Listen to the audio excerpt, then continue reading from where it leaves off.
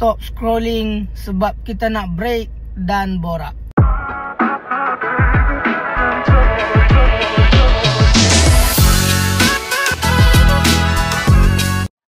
Hai, Assalamualaikum.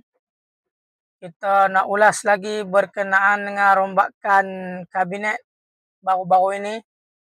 Apa yang menariknya ialah kita dapat lihat 5 menteri daripada DAP yang menguasai jawatan-jawatan menteri yang dilihat strategik.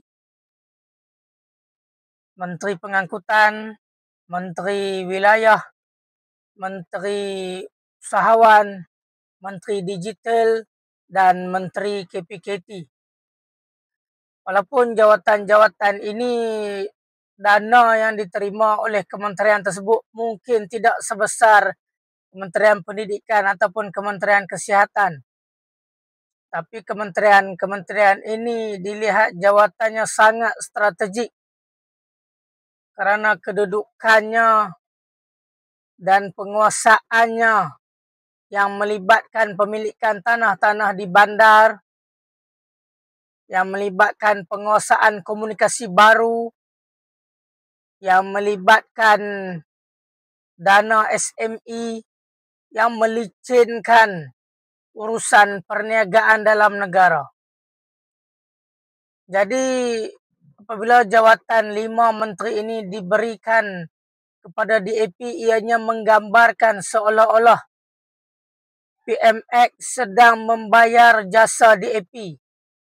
Tambah-tambah pula DAP mengugut untuk keluar daripada Kerajaan Pakatan Harapan.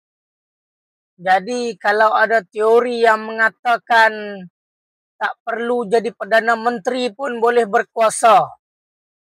Kalau ada teori yang mengatakan Perdana Menteri hanyalah sebuah boneka, maka kita boleh simpulkan bahawa teori-teori tersebut hampir tepat kerana teori inilah yang sedang digunapakai oleh DAP, tuan-tuan.